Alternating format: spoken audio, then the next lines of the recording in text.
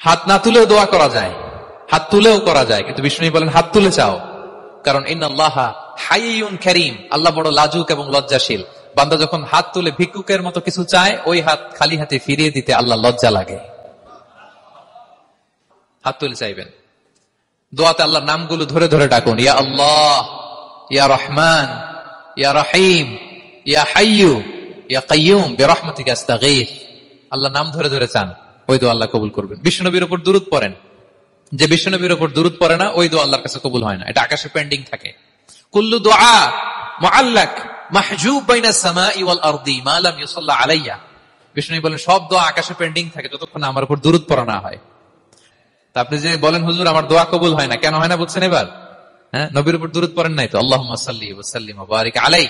শুরু করবেন বিষ্ণু নবীর উপর দুরূদ দিয়ে, মাঝেও পড়বেন, শেষেও পড়বেন, আগেও পড়বেন, পরেও পড়বেন। আপনার দোয়া কবুল করবে কে?